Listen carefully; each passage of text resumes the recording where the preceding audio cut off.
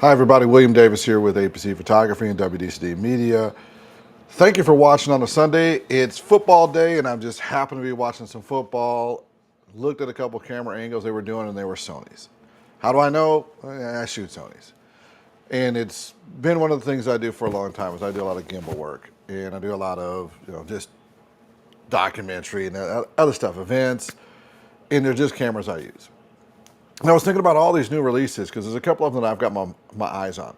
The Nikon ZR, definitely think about that.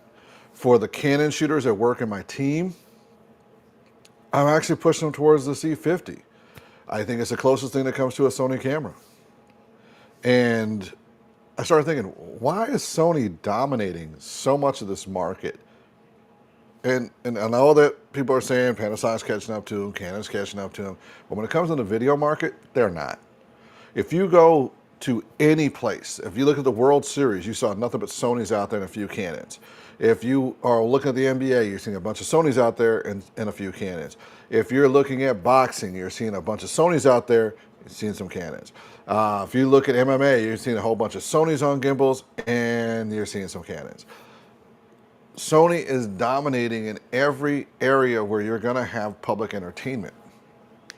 Now, for the independent users, Canon's up there because they can buy a camera that can do video and some photo, and they're going to do video for maybe a half hour, 45 minutes, and they don't have to worry about it overheating. And they can buy an external monitor and they can kind of get everything going. But for the professionals who have had to make their teams get smaller, have had to do a lot of other things, they've stuck with Sony, and there's one major reason why. It's not because they updated the cameras, because they really haven't, and they don't really need to. The image that comes off these cameras is phenomenal. I mean, right now, I look good. Not spectacular, I look good. There's absolutely no light except for light coming from a window over here, and I'm sitting at, I think, 1000 ISO on S Cinetone. So it's just quick delivery, looks good, and I could stream with this all day long and be no problem at all. Now, speaking of which, I'm using my cell phone here to do all my composure, keep me on the thirds, make sure that my color tones are right for what's in the sunlight, which is on this side, and what's in the dark side over here. And how I'm doing it with is false color. Now, if you know Sony's and you know what everyone has said about Sony's, they don't have false color. They do. It's in their app. And this is where Sony is really taking it to the next level. They developed an app to make an ecosystem out of all their cameras. And this app has every tool you could possibly think of. So I have de-squeezing, I have false color. Let me look through all the tools here real quick. This is crazy. I got focus mapping. If you've never used focus mapping, it's one of the coolest tools you ever use in your life. Zebras, gamma assist, snapshots. I've got waveforms up so I can see exactly where I'm at. I like to be around 800 is my personal area to 900. I like that because I can get the nice tones for anyone who's got darker skin tones. I've got histogram options on here. I've got aspect ratios I can throw on here. I've got center markings. I've got grid lines. I've got de-squeeze. I've also got horizontal flip, which I really like is on this monitor here, I can switch to horizontal flip and I can see how it looks when I'm looking at myself when I'm doing like this type of work. Or I can flip it the other way around, and when I'm doing regular filming, I can control it there. Now, the advantage of this app is I can control the whole entire camera, including recording, LUTs, the whole works, everything, and I can see what's going on. I can even, if I want to, zoom in and zoom out with this app. So I'm at 11% zoom, so I can zoom in some more, just like that, from the app. This is a really cool tool. What makes it even better is Sony looked at where the market was going. So the market right now is going to the independent operators who have to do more with less. So we used to be able to run crews of 7, 8, 9 for a basic commercial, charge $5,000 to $10,000, and we're done. Now we're at about $2,500 to $5,000, and we're running a smaller crew, and that's okay. I mean, it's just right now economics. A bunch of people came in and said I could do it really cheap during COVID, and it turned out we can a little bit. So now I'm able to do the same $10,000 worth of work every month. I may end up having to do 2 shoots, but I'm doing it with a smaller set of crew, so there's some benefits to that. I'm able to now take time and teach somebody and make them even better as a solo operator. If we're doing a 4-camera setup or a 3-camera setup or 2-camera setup, we can have one camera operator who's controlling all the different angles and shots, can start directly from the app and start all 4 cameras using a big iPad, and also monitor LUT, monitor look, the whole facet from an app. Now I'm about to show you some of the cool stuff on the app here, and let's kind of go through it. And you can't see it on the phone, so I brought up their website. So here's Sony's website. Is it this one? Make sure which one I'm on.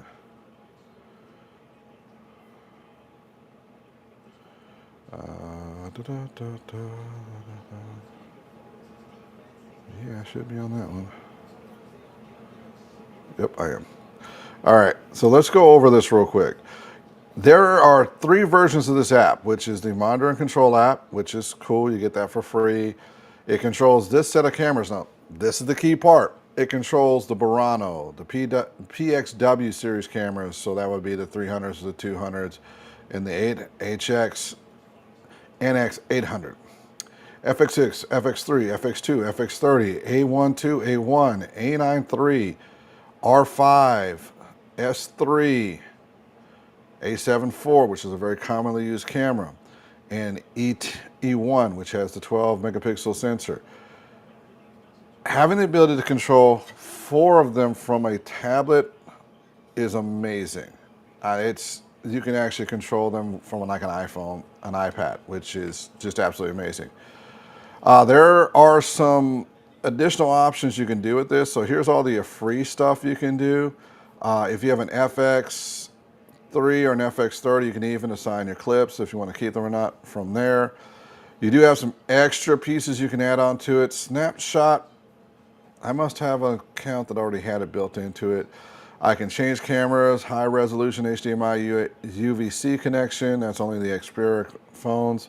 And then you can change your cropping and framing presets if you want to pay for the extra plan. And if you want to do multicam on a Mac and control everything from a Mac, and multicam is up to 20 connected units. That means you can connect 20 of these cameras to your Mac, and then you're able to do all the controls. Phenomenal. Let me show you what that means. So you can put the phone on the camera or on the gimbal and control the camera and have all your features up. So you can have monitor controllings, focus controls, color settings, all your operations controls, like your Big 6 operation controls, and then monitor like multiple cameras. Here's where it gets really kind of crazy. So here are all the features that are built into it. You got your waveforms, which is really important when you're shooting an S-Log3. If you shoot S-Log3 a lot, you'll learn that it's not 1.7 or anything, is that you really do need to look at your waveforms and go, oh, I need to be between, with no LUT on, right around 600, with LUT on, right around 800, and that's gonna give you a really good color. Now, false color is another feature. They say Sony doesn't have it. They do, it's on your phone. And it's not on the camera itself, it's on a monitor. Now, why is it important to use a phone? Well, most of these are DCP-3 monitors, so they're 100% accurate and you can get the color off that. It's a really awesome feature. Zebras, which I rarely use, and then histograms, which I rarely use. Don't get mad at me, it's just my style of shooting. They have those features on there. You have focus controls. Now, these focus controls are pretty cool, so you can actually put like focus bar controls on here. You can even do tap to focus. You have wireless operations, so you can use one person as an AC. That AC can also do controls of settings like ISO, shutter speed. I mean, there's a lot of things this gives the AC the capability to do from an iPad or from their phone. Focus mapping. If you've never used focus mapping, this is really, really hard to explain, but having it on a tablet to be able to see what's in focus when you're working as an AC and you're working on other aspects of, see, this is the thing, the AC job kind of gets killed with the Sony cameras. You're more of a on-the-fly second camera operator. You can see what's in focus, so whatever is not in focus behind you is in blue like the sky is, and then whatever is not in focus close to you is kind of auburn and brown like the ground is. That's basically the easiest way to tell. And you're gonna have anything you see being in focus. And that is a really cool feature, as long as you're using a Sony lens or a Sony compatible lens. The color settings, like putting your LUTs on, you can put your LUTs using your cell phone and see what it's going to look like. Now, I had a camera operator that was working with me who's also a producer. We were, at the time, we were working together on a project for scope screenings, Seattle's film festival for minorities and underrepresented videographers. So you should come out and take a look at it. It's awesome. It's at Langston Hughes. It's the last Thursday of every month, so I think it's definitely, no, last Tuesday of every month.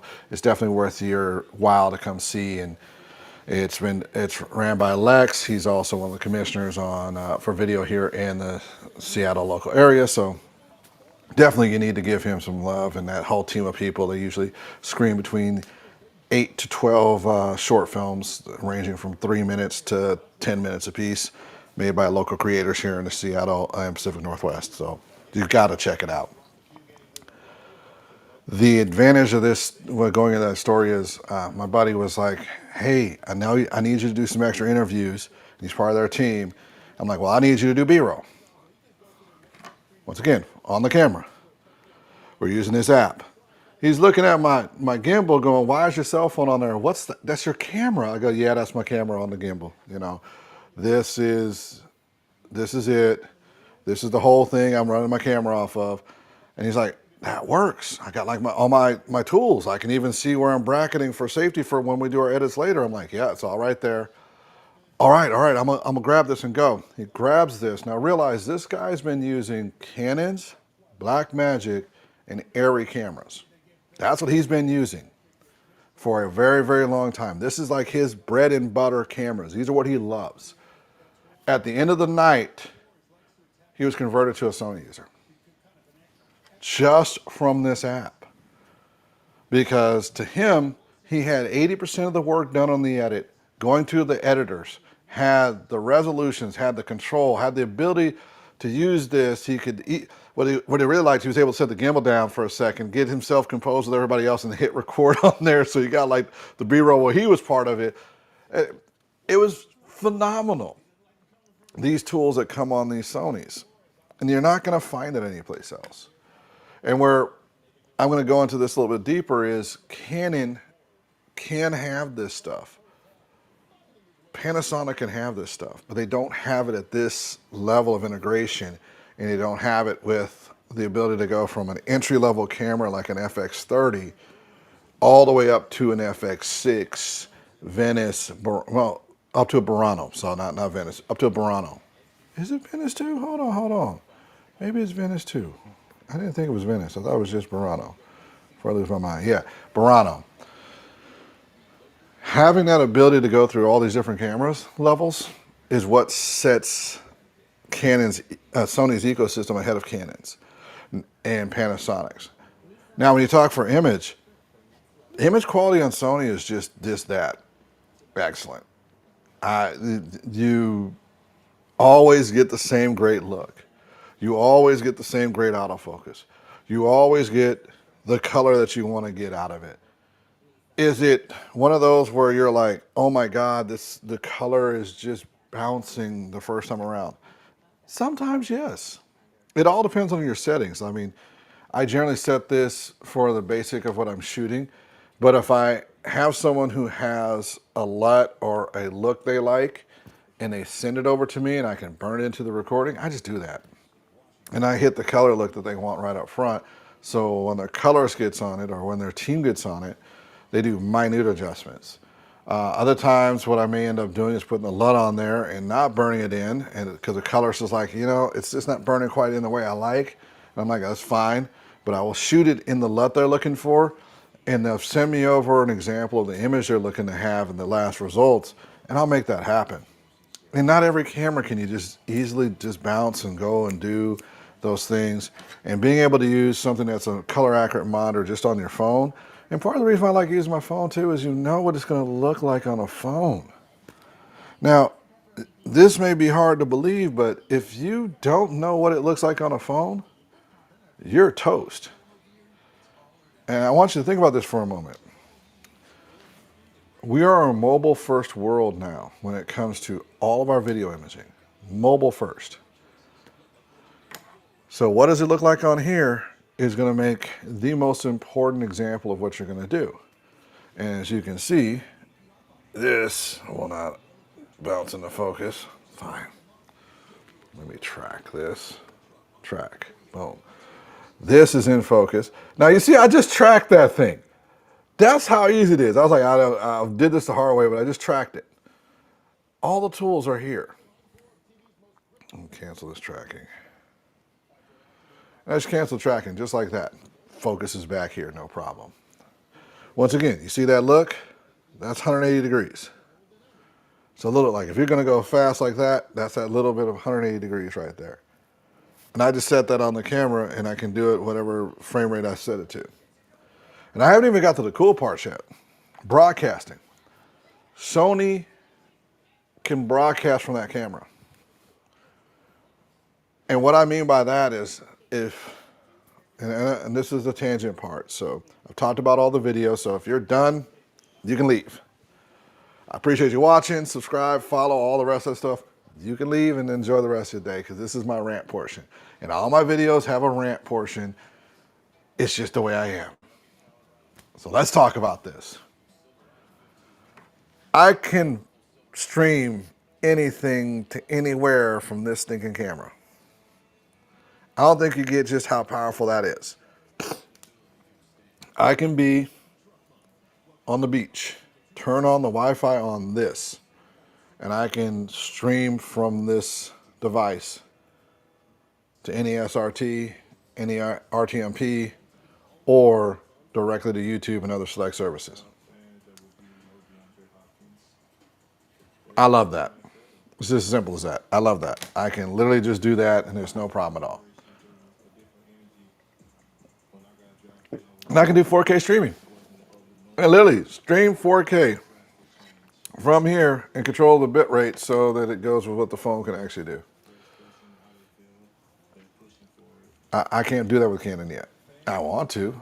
I can't do that with the other ones yet with any clarity and continuously worked well. And they may have an app for that. They may now have it. But 2 years ago I couldn't. I'll go off that. 2 years ago I couldn't. Canon is supposed to have put a new app together, but I've never seen anyone stream from their camera. I've only seen it done with Sony's. Matter of fact, I know two guys right now that have great YouTube channels that stream directly from their cameras that are Sony's when they're doing news, which is phenomenal. I don't know what else to tell you. That's just insane. Another product line I'm going to be talking about next week is going to be something I think is a good competitor for this. But it's going to be for ENG in a surprising way. But that being said, I've ranted about Sony, talking about what it is, what it can do, what it can't do. I can say this much. If you're wondering why Sony's still the king, it's because of the ecosystem. If you're wondering why it's still the king, it's because NFL, NBA, all the U.S. major sports, all the global sports use some form of Sony cameras for their gimbal cameras with Ronin gimbals. And it just looks phenomenal every single time. The look is always consistent. The autofocus is phenomenal, so you don't have to worry about it. Panasonic, I got news for you. Your autofocus isn't ready yet for that level of work. You can't just guarantee you're going to get it right.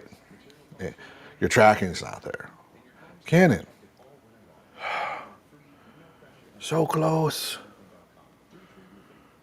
You needed to just make another version of the C50, a C30, A.P.C, and I think that's just going to put you right there with Sony. And then just an app that's a little more eco put together, and I think you're going to have a phenomenal, phenomenal piece of equipment. But you're not Sony. I hate to say it, King is still there. Now, someone's going to tell me this here. Canon has more cameras sold, and there's more of them for photography. Hell yes, there are, because there's a whole bunch of people who are 35 to 65 who are on the sidelines who started with Canons, and they remember when nature, you're supposed to keep my exposure like correct. The window is my light. My Rembrandt comes from the windows. All right, that's enough of that. Hopefully it gets brighter again. If not, I'll just switch the ISO up. So I'm just having some fun with that. My bad. Um, Let me just up the ISO a little bit. All right, there we go. Forgive me, I was just having a little bit of fun there. Um, Canon does sell a whole bunch of cameras, but when you're 35 to 60, which is the predominant people on the sidelines, they grew up with the Canon DSLRs. Sony started really getting into cameras with the A6000. They tried with the A65 and the A99. They both failed, but they were both great cameras. It just wasn't, no one was ready for that type of a camera. But the mirrorless was actually not even their goal. If anyone knows the story of how Sony ended up really dominating this mirrorless market, it's because of Nikon. Nikon turned down their sensor, which blows my mind. It absolutely blows my mind because Sony had just released the A6000, which was released when? I bought one. A6000. I have when?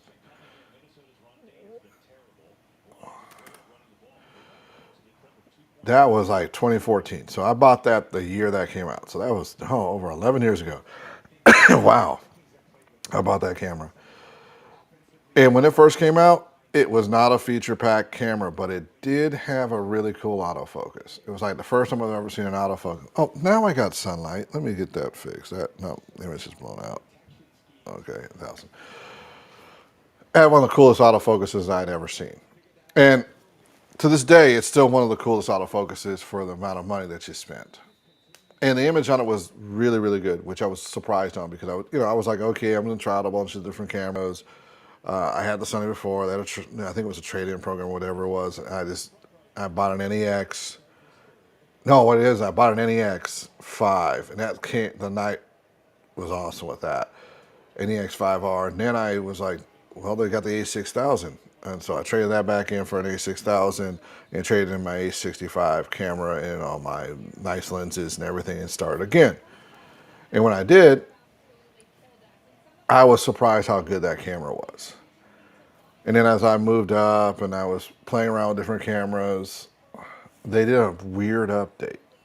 And I was wondering what the hell was going on, but they did this weird update where you went from like family video level MPEG 4 to commercial level HD, 50 megabits per second, deliverable HD out of nowhere with a whole bunch of other features on the A6000.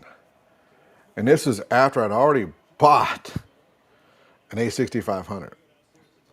And I got rid of the A6000. I was like, what are they doing? And then it just turns out at the same time I was working for a car dealership and ran into a couple Sony reps. And I asked, what's with this camera? Because I bought the A6500 just because I really like all the new cool sports features, and the 4K and all this. And they blatantly looked at me and said, we weren't even trying to sell that camera. We wanted Nikon to buy the sensor. But since they didn't, we're trying to figure out how to sell cameras. And we only have like 2 or 3 cameras in this other camera we just built. We don't know what to do with it. We're trying our best. We do video cameras and other stuff. We don't do this. So they started making these cameras that were taking great photos, but also great video features because they have a video legacy. And the A6000s and the A7s were just like, they were just a disaster that they didn't want because it was like, this doesn't work. And then slowly listening to people and designing it, they started making these cameras that are working. And instead of sticking with trying to be Canon in the photography world, they just went their style of photography, which is clean, clear, start off with a neutral color the same way they do with their video side, and then you can color it any way you want, which is what I just recently did with Queensryche and Great White, I believe it was. Did their meet and greet photos, and if you looked at the initial photo and then you see me change just 2 settings on it using Capture One, boom, print them out, beautiful, exported, that's life. But having the video capabilities that start with neutral and be able to do the same, messing with the color and everything else with S-Log3 and the rest, that's another facet of what it is to use Sony. And it can be used anywhere. Like I use Sony's with everything. When I say everything, everything. And I've worked it in with Canon, I've worked it in with Black Magic, I've worked it in with red colors. And that's one of the cool things, even in the color transform space when it comes to Sony.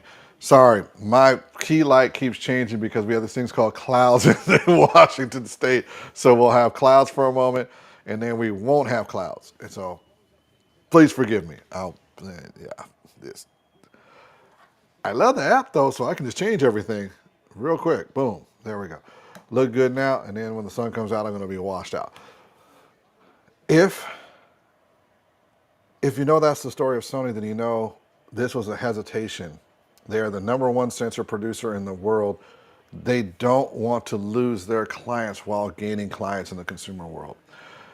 And the reason why Sony is not really changing their gear around, and then this whole story comes to why Sony's not changing their gear around, and probably won't until next year. Everyone's complaining that Sony don't have all these features, don't have all those features. NFL, major sports events, all these events and all these things where you need live broadcast, Sony needs the consistency. These people who invest $500,000 into camera setups do not want their setups trash value-wise in 2 years. We buy stuff, we depreciate it over 5 to 7 years, and the cycle of 5 to 7 years is what you're gonna look at with Sony. And we're still within that 7-year cycle. A lot of the cameras that they're using now, like the FX3s, the A7 IVs, are on the sidelines now. The FX2 is made for a commercial world. If you're looking at the FX2 going, why do they make it? Just because all their colorists, everyone who knows how to use it, everyone who's been on a gimbal, all their teams out there where they got camera guys and everything, they know how to use it. And now they have a waterproof, all this, never overheats. So the advantage of that is, so if you ever wonder why sometimes when there's a touchdown, there's not that cool gimbal look, every once in a while they've had the camera on so long and just overheated, and it needs like 10 minutes to cool down. There we go. And that's keenly important. And having the FX2, which is the A7 IV, it works great. Now, the biggest complaint that I've heard with the A7 IV is rolling shutter.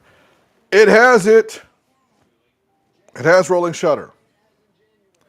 But in Super 35 mode, the rolling shutter, the actual readout speed is equal to the FX30, which means you have very little to no jiggle, like that cello look. And I love that. So I get the full frame look when I'm doing interviews, I'm doing everything else, or something that's not as super fast in movement. And then if I need to go to something fast, I need to use something for slow-mo, Super 35 doesn't bother me. I mean, every Komodo X user and every Komodo user can shut up, in my opinion. Every one of y'all can shut your mouth.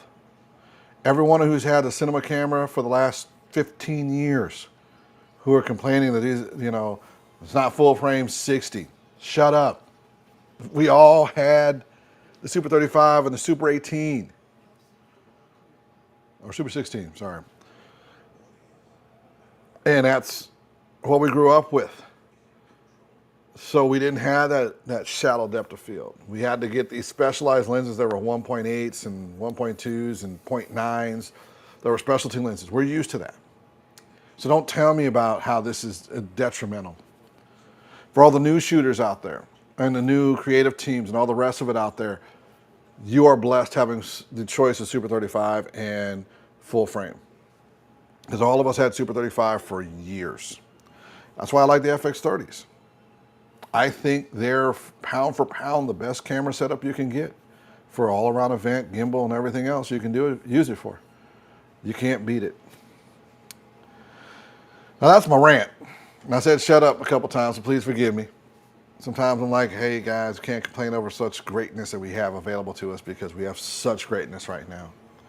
For those who watched today, I really appreciate you watching. For those who may watch this later, I appreciate you too. Please subscribe, follow, get to know me on LinkedIn, get to know me on YouTube. I'm here to just talk about cameras and gear and all this other stuff. On this same channel, sometimes I throw up some other news information that may be considered political, non-political, local event. That's just what I do. This is a fun channel for me to get out all my energies, and I'm really trying to figure out what I want to do with this channel because I've had it for a lot of years. I've had like a little over 1,000 followers and never really like built anything out of it. So I love feedback. I love to hear what you got to say. I don't know where I want to go with this channel yet. Yeah, I may end up starting doing like episodes that are specific on certain things because I don't know what I want to do with it yet. I have another channel specifically designed for broadcasting. That one will be used for that. But this channel I still like. It's my personal, and it is definitely called A.P.C. But that's my love. That's what I am. I am A.P.C. WDCD Media. This is what I do. This is what I love. This is what I like being around. And thank you for watching.